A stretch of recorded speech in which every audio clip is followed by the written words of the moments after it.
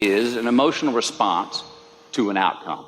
If I win, I will be happy. If I don't, I won't. It's an if-then, cause and effect, quid pro quo standard that we cannot sustain because we immediately raise it every time we attain it.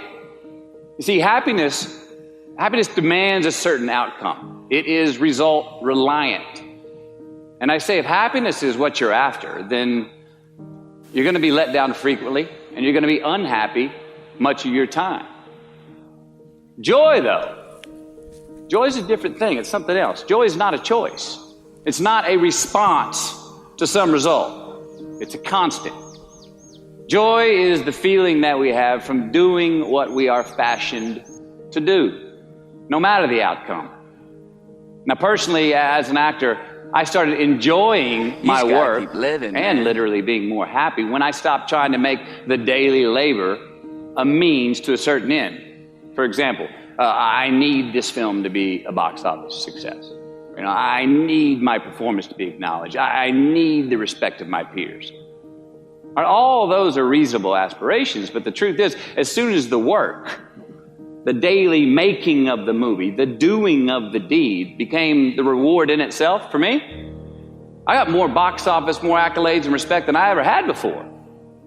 See, joy is always in process. It's under construction. It is in constant approach, alive and well in the doing of what we're fashioned to do and enjoying it. Now, the easiest way to dissect success is through gratitude. Giving thanks for that which we do have, for what is working. Appreciating the simple things we sometimes take for granted. We give thanks for these things, and that gratitude reciprocates, creating more to be thankful for. It's really simple, and it works. Now, I'm not saying be in denial of your failures. No, we can learn from them too, but only if we look at them constructively, as a means to reveal what we are good at, what we can get better at, what we do succeed at. All right, life's a verb. We try our best, we don't always do our best. And since we are the architects of our own lives, let's study the habits, the practices, the routines that we have that lead to and feed our success, our joy, our honest pain, our laughter, our earned tears. Let's dissect that and give thanks for those things. And when we do that, guess what happens? We get better at them, and we have more to dissect. It's a get-rich-quick on the internet, richest 15 minutes of fame world that we live in, and we see it every day. But we all want to succeed, right? So the question that we got to ask ourselves is what success is to us, what success is to you. Is it more money? That's fine. I got nothing against money. Maybe it's a healthy family. Maybe it's a happy marriage. Maybe it's to help others, to be famous, to be spiritually sound, to leave the world a little bit better place than you found it. Continue to ask yourself that question. Now, your answer may change over time, and that's fine. But do yourself this favor. Whatever your answer is, don't choose anything that will jeopardize your soul. Prioritize who you are, who you want to be, and don't spend time with anything that antagonizes your character. Don't drink the Kool-Aid, man. It tastes sweet, but you will get cavities tomorrow, all right? Life is not a popularity contest. Be brave, take the hill, but first answer that question, what's my hill? Well, for me, it's a measurement of 5 things. We got fatherhood. We got being a good husband. We got my health, mind, body, and spirit. We got career, and we got friendships. These are what's important to me in my life right now. Because I want to keep all 5 in healthy shape. And I know that if I don't take care of them, if I don't keep up maintenance on them, one of them is going to get weak, man. It's going to dip too deep into the debit section. It's going to go bankrupt. It's going to get sick, die even. So first, we have to define success for ourselves. And then we have to put in the work to maintain it. Take that daily tally. Tend our garden. Keep the things that are important to us in good shape. Defining ourselves by what we are not is the first step that leads us to really knowing who we are. You know that group of friends that you hang out with that they really might not bring out the best in you? You know, they gossip too much or they're kind of shady. They really aren't going to be there for you in a pinch.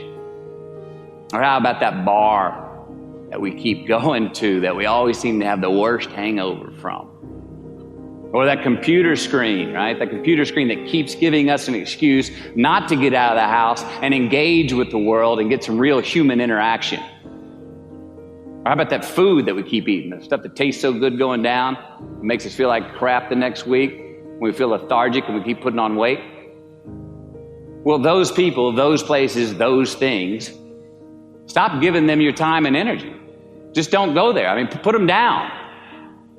And when you do this, when you do put them down, when you quit going there, and you quit giving them your time, you inadvertently find yourself spending more time and in more places that are healthy for you, that bring you more joy. Why? Because you just eliminated the who's, the where's, the what's, and the when's that were keeping you from your identity. Like, trust me, too many options, I promise you this, too many options will make a tyrant of us all. All right, so get rid of the excess, the wasted time. Decrease your options.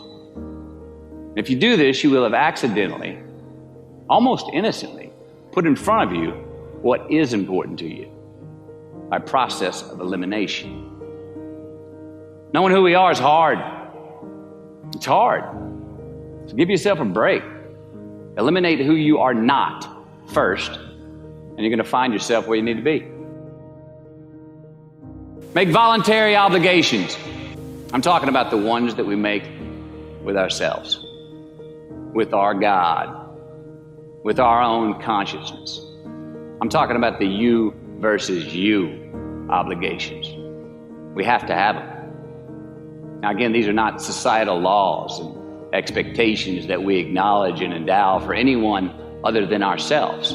These are faith-based obligations that we make on our own. These are not the lowered insurance rates for a good driving record. You will not be fined or put in jail if you do not gratify these obligations I speak of. No one else governs these but you. They are your secrets with yourself, your own private counsel, personal protocols. And while nobody throws you a party when you abide by them, no one's going to arrest you when you break them either, except yourself. An honest man's pillow is his peace of mind. And when you lay down on that pillow at night, no matter who's in your bed, we all sleep alone. These are your personal Jiminy Crickets.